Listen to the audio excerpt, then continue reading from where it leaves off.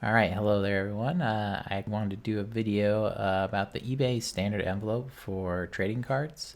This is something they started doing earlier this year, and it's been pretty good for me, so I wanted to talk about it.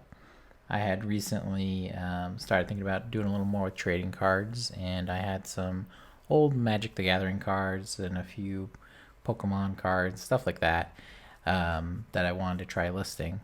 And I had initially heard about this, but it wasn't out yet back in like December.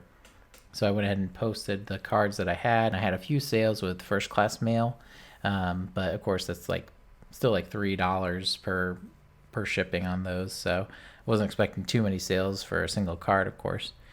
But once I switched over to using the eBay standard envelope, I've had a few more sales. Not a ton, but I don't have any super rare cards anyway. Just some that I've been posting for if they're worth, around $5 or more. And I've had a few sets that I've also posted. So far, I've had five being delivered successfully.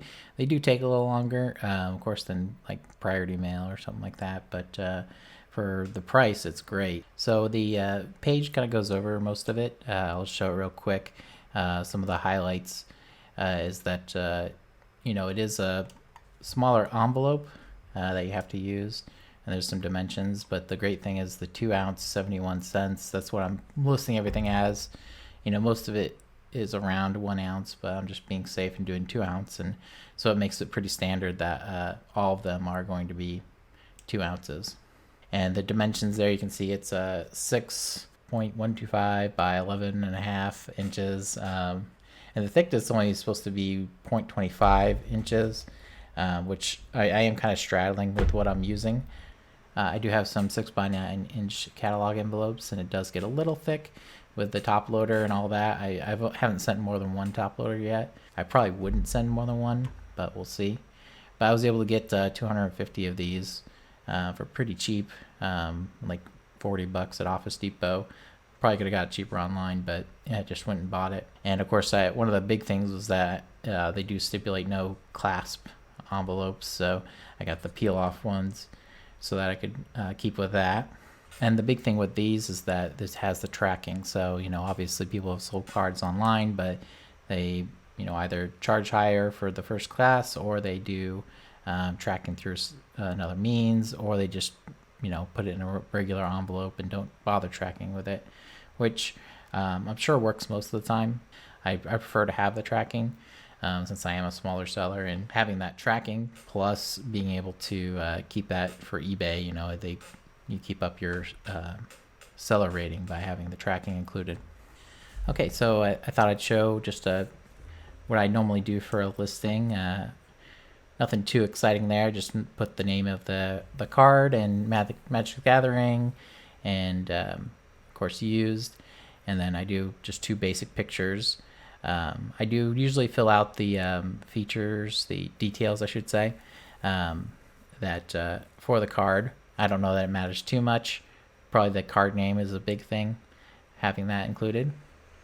And of course, I state that I'm going to put in a sleeve protector, which I have a bunch from when I was playing, so I just put it in there first, and then I also put in a top loader.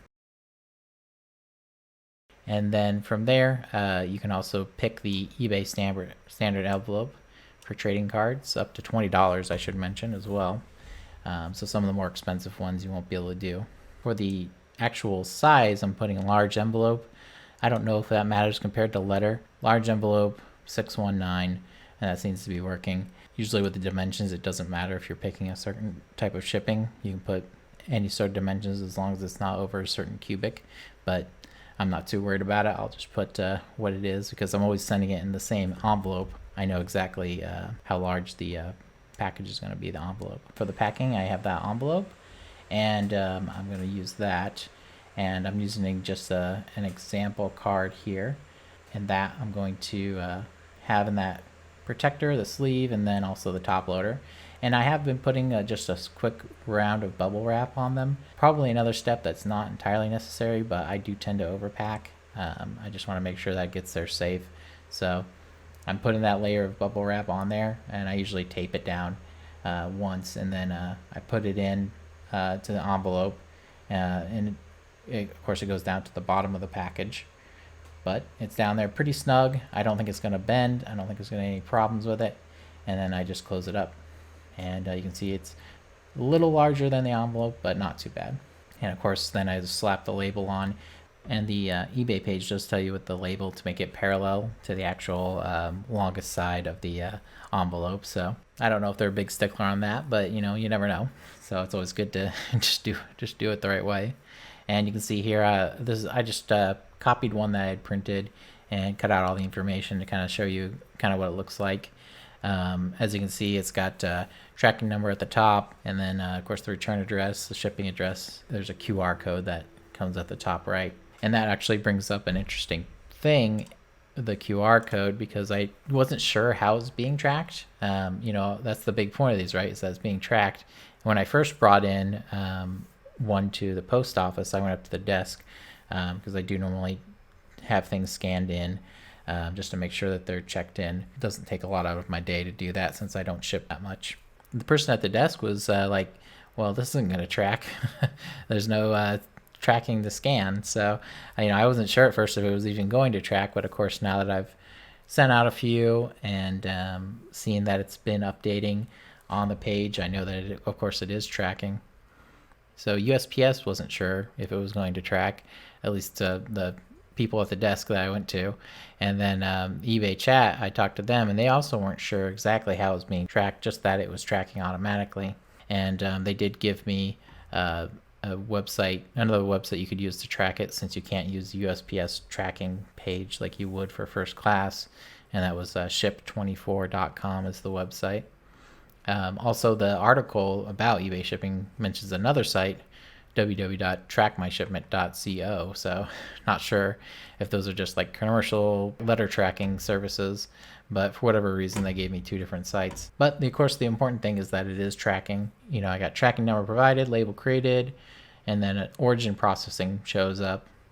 So at some point it is somehow being scanned when it's at the origin, and then once it reaches a destination post office or probably facility, it goes to destination processing. And then from there, it does show some, you know, in transits and then delivered. And the delivered only shows the zip code. And that's my experience so far.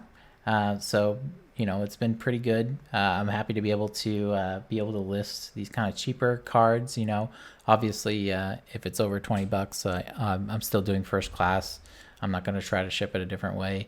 You know, if someone really wants it, they'll go for that. I think that the 71 cents per card works pretty well, and that makes it, it's definitely helped my sales on just, you know, like I said, I don't have anything super rare, just cards that I had that just happen to be worth money. It's a nice way to be able to get rid of some of those magic cards, and as I do more garage sales and such, I'm going to start looking for cards more often. Because now I have a dedicated way to sell them. That's all I have for this video. Let me know what your thoughts are. If you have any thoughts about, I'm still curious about the tracking, and if you're able to also use this new feature on eBay to sell your cards.